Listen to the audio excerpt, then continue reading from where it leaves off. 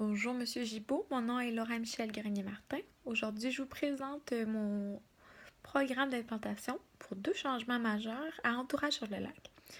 En petit rappel, je vous dirais que Entourage-sur-le-Lac, c'est un hôtel de 166 chambres qui a fêté ses 1 an le 1er septembre dernier. C'est un hôtel qui est dirigé par une équipe très jeune, dynamique. La hiérarchie est moyennement présente. Par contre, quand on veut que le message passe, il faut que ça vienne d'en haut, ça c'est certain. Donc, sans plus tarder, mon premier changement à implanter, c'est la gestion des déchets. Je vous dirais, on a une belle poubelle de récupération, mais qui se remplit énormément vite. Je vous dirais, après 2 jours, là, une fois que le camion est passé, c'est déjà plein. Donc, on a un corridor banquet qui est un corridor à déchets. Donc, là-bas, tout le monde piche les boîtes, les cannes, tout est là. Les sacs à poubelle aussi. Ils sont pas tout le temps nécessairement mis dans la compresseuse puis mis dans le bac. Donc à ce moment-là, il y a des sacs à déchets qui traînent.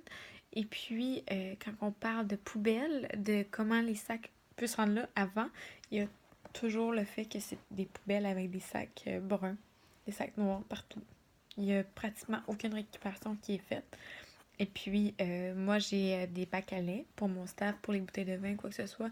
Puis, souvent, je vais avec eux les porter à la récupération, puis la récupération est pleine de boîtes. Donc, il y a vraiment un grand travail à faire d'éducation, de gestion. Euh, dans mon premier changement, la gestion des déchets, qu'est-ce que j'aimerais qu'il change? C'est le triage des déchets dans les bons containers. Et puis, savoir qu'est-ce qu'on fait. Est-ce qu'on met les boîtes en priorité? Est-ce qu'on met les bouteilles de vin? Est-ce qu'on achète en plus gros stock pour avoir moins de petits stocks? Donc, c'est toutes les petites choses comme ça. Pourquoi? Ben, premièrement, pour la salubrité. Deuxièmement, pour l'environnement. Troisièmement, pour la motivation et la mobilisation du staff. Parce que de nos jours, donner des bouteilles d'eau à tous nos groupes en banquet puis les mettre dans la poubelle, des bouteilles de plastique, ben ça fait un peu lâche. Puis si on envoie ce message-là de lâcheté, ben j'ai déjà des employés, ça les démotive au travail. Moi aussi, dans mes premières semaines, de voir que nos papiers étaient mis dans la poubelle, ça m'a vraiment déconcerté. On a fait installer des petites boîtes pour les canettes. Puis personne vient les ramasser. Ils sont toujours pleins. Il y a des vidanges dedans. C'est vraiment quelque chose de dégoûtant. Puis pour un hôtel aussi jeune, dynamique, propre, je trouve que c'est vraiment, tu sais, la gestion du moindre effort, on dirait, ou priorités qui sont ailleurs. Donc ça concerne, oui, le directeur d'opération qui a des problèmes avec les poubelles qui sont toujours pleines. Donc, ça concerne aussi les cadres qui doivent, dans leur routine quotidienne, aller faire un tour dans les poubelles, aller faire un tour dans la salle, dans le corridor banquier, que je vous dis que c'est rendu un dépotoir, que ça va être insalubre d'ici quelques temps. Puis, tous les employés aussi. Euh, le mais, hein? La gestion des poubelles, il n'y a rien, il n'y a pas de sous-métier. Par contre, c'est pas la chose la plus glamorous. Fait que, tu sais, après une soirée de travail, souvent, on aimerait ça soit très simple, que ça soit très efficace. Puis, c'est normal qu'on ne peut pas nécessairement, moi, avec mes bras, la poubelle pleine, la fin de la soirée, ça me prend quelqu'un pour lever la poubelle, pour le mettre dans la déchiqueteuse. Donc, à ce moment-là, c'est de vraiment simplifier tout le processus de gestion des déchets. Moi, je pense qu'avec des bacs, pas trop gros, mais assez gros, d'autres bacs plus gros sur roulette qui peuvent s'en aller directement dans la place où les déchets vont. Ensuite de ça, les boîtes qui peuvent être défaites puis pas être mises directement en poubelle, mais peut-être attachées et mises à côté ou dans un autre truc, ça pourrait être bien. Surtout de distribuer les tâches différemment. Si les employés de première ligne du restaurant, des banquets, des chambres, triaient bien leurs déchets puis qu'on pouvait bien les classer à ce moment-là dans des bacs rouges, bleus, jaunes, peu importe les couleurs qu'on se dit. Après ça, c'est de dire, bon ben parfait, j'ai quelqu'un qui, sa job est de venir les trier et de bien les placer au bon endroit. Donc, peut-être l'entretien, la maintenance, rajouter quelqu'un d'autre dans l'équipe un peu plus en arrière-scène. Ensuite de ça, comment? Ben, c'est sûr que ça prend de la responsabilisation, de la mobilisation. Ça prend aussi du contrôle. Ça prend aussi des incitatifs, des compensations. Aussi, si c'est pas fait, il faut que les gens soient mis au courant, qui n'ont pas bien fait leur job, qui est à faire la sanction aussi. Euh, Moi, je pense que vraiment, là, on pourrait diminuer là, nos déchets, sac brun, sac noir, là, d'au moins 50%. Nos bacs de récupération pourraient être 50% plus vides si on mettait les boîtes en carton peut-être à côté ou placées sur le côté ou dans un autre bac, puis qu'on puisse mettre les petites cannes, les petites cannes, mais tu sais, des cannes de tomates ou les bouteilles de vin vides à récupération dans le conteneur à dispositif. Vraiment, là, je pense que ce serait quelque chose de très bien. J'ai pas de photos à l'appui, mais j'aurais aimé ça vous montrer à quel point que c'est fait en tout croche.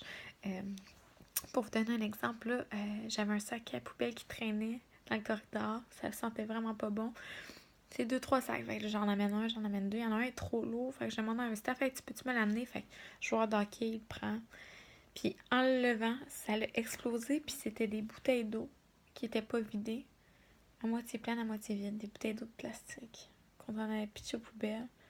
Donc, tu sais, c'est des trucs qui vont à récupération, là. C'est vraiment juste con. Mais tu sais, il y avait un banquet, puis on n'a pas de staff nécessairement. Fait que les serveurs qui ont fait des 14 heures, ben ok, on met ça dans les sacs, puis on n'a pas d'autres poubelles pour ramasser. Puis ça va un peu comme dans le service aux chambres, hein. Quand ils font le ménage dans les chambres, ben ils ont juste un sac pour ramasser tout. Puis ça m'amène au deuxième concept, à la deuxième recommandation de procédure. C'est d'avoir un protocole pour les ménages aux chambres. Donc à ce moment-là, moi, qu'est-ce qui me concerne, c'est de savoir qu'on fait affaire avec Gère Plus, qui est un- comme un employeur externe qui nous envoie des employés à cause de la pénurie de main-d'œuvre. C'est le moyen qu'ils ont trouvé pour avoir un ménage aux chambres puis du staff. Du staff. Fait qu'à ce moment-là, ces gens-là, ils se font dire oh, quand on fait les chambres, on change les draps, on prend pas de chance, on change les shampoings. C'est toujours la même chose dans toutes les chambres. C'est juste qu'il y en a des chambres qui ont encore du linge dedans, d'autres non. Mais on repart à zéro. Donc à ce moment-là, ça serait pas vraiment plus compliqué de mettre un petit papier. Vous voulez pas changer vos draps ce soir ou vous voulez les changer. On met un petit papier sur le lit. Ça indique, le petit carton, ça indique à l'entretien ménager, ok, les draps sont changés. Oui, s'ils ne sont pas changés, c'est une liste qui peut être mise à jour. Ça, c'est en départ, ça, c'est en reste. À ce moment-là, en reste, on fait un ménage plus léger, plus écologique. Euh, des petites bouteilles de shampoing qu'on jette à chaque fois, à chaque jour, pour qu'on en mette des nouvelles, pour être sûr qu'il n'en manque pas, parce qu'ils sont opaques. C'est impossible de voir à l'intérieur s'il n'en reste pas du shampoing. Fait que le format, c'est, je vous dirais, peut-être trois shampoings maximum. Fait qu'une famille peut l'avoir fini, une autre, tu sais. Est-ce que c'est parce qu'elle est assise au comptoir Kevin? On peut pas savoir. Ils prennent pas de temps pour ça. Fait que c'est beaucoup de gaspillage, je vous dirais. En plus de ça, les sacs à vidange, ben, c'est dans le chariot. Comment c'est fait? Ben, t'as tout ton stock pour faire la chambre en neuf. T'as pas... Puis t'as un gros sac à vidange noir pour mettre le stock. Même si c'est récupération et poubelle dans les chambres, un bout avant, il n'y a pas d'après. Un peu comme dans l'article du Delta, pas du Delta, mais du Germain, qui se sont rendus compte que oui, il y avait des procédures avec des bacs, mais il n'y avait pas personne en arrière comme staff pour régler le problème. Donc, qui ça touche? Ben, ça touche l'entretien ménager, superviseur d'entretien ménager, encore une fois, directeur des opérations. Ça touche encore la gestion des déchets, mais ça touche aussi tout ce qui est écologique, le gaspillage, l'eau, le lavage, l'économie. Nous, on fait affaire avec Paranet, qui est une compagnie externe de lavage, qui, en temps de rush, là, on leur avait dit, OK, faites nos draps. Fait qu'ils passaient nos serviettes après, nos serviettes là, pour le resort, là, la plage ou la piscine, puis ils passaient nos litos au restaurant après. Fait que depuis, je vous dirais, depuis le mois de juin, on n'a pas eu de litos. On commence à en avoir là maintenant. Parce que notre taux d'équipation baisse. Fait que Paranet, ils ont un nombre qui doivent laver maximum pour nous, qui peuvent laver pour nous. Puis à ce moment-là, souvent, c'est occupé juste par les draps qui on change à tous les jours, qui est vraiment con quand on a des restes, là. Parce que on s'entend, là, à la maison, personne ne lave les draps tous les jours. Mais comme on a lu dans les articles, les gens, ils sont habitués au confort, ils n'aiment pas ça, nécessairement dormir dans des draps sales. Donc à ce moment-là, c'est sûr que ça prend un incitatif, une récompense. Ça peut peut-être être un certificat cadeau, je sais pas moi, du restaurant, un café gratuit. Donc ça pourrait être bien, tu sais. Mettons, vous mettez le carton, l'employé, l'entretien ménager passe dans la chambre, change pas les draps, remet un petit certificat cadeau. Ça peut être un rabais pour la prochaine fois, n'importe quoi, là, tu sais. Ça prend quelque chose pour compenser. certainement, mais c'est des frais à long terme qui sont pas là, pour l'hôtelier. Fait comment on ferait ça? Ben moi, je pense qu'il faudrait repenser ergonomiquement les chariots, à savoir, bon, est-ce qu'on peut mettre deux bacs à chaque côté ou des trucs sur roulettes de poubelle, récupération poubelle. Ensuite de ça, des petits cartons. Ça prend des petits cartons pour les lits, ou quoi que ce soit. Là. Ça peut être sur un iPad si on veut être électronique ou une petite affiche, changer métro ou pas, peu importe. Ensuite de ça, ça va être de former le staff. C'est peut-être que quand ils arrivent le matin, qu'on leur explique, OK, bienvenue dans notre hôtel, si c'est ça. Ce carton-là signifie ça. Vous donnez ça en échange, etc., etc. Le mais. Est-ce que les gens qui sont pas habitués de voyager vont être déçus de ça? Il va-t-il y avoir plus de plaintes? Peut-être. Mais c'est de l'éducation qui doit être faite. Puis pour les gens qui ont voyagé dans d'autres hôtels, ben c'est faisable, c'est possible. Puis ça se fait un peu partout. Puis je pense que c'est encourageant aussi. Euh, Qu'est-ce que ça va donner, ça, comme changement? Ben moi, je pense qu'on va...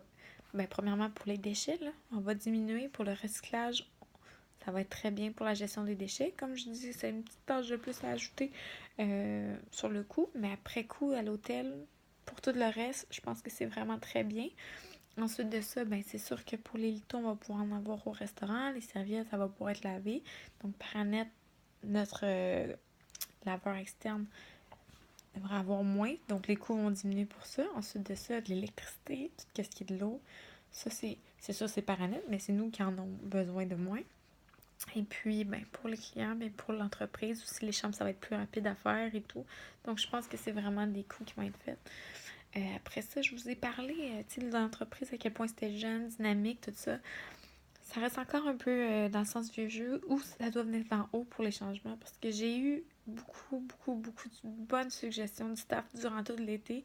J'en ai parlé, mais j'ai l'impression qu'il y a une gestion des priorités des problèmes qui viennent d'en haut puis pas d'en bas. Puis tant qu'ils sont pas confrontés à des pleins clients, ils agissent pas.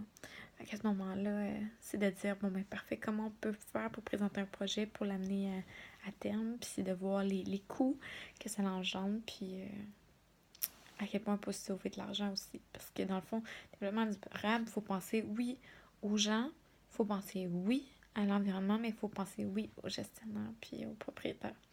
Donc, ça finit ma présentation. Je vous souhaite de passer une bonne journée.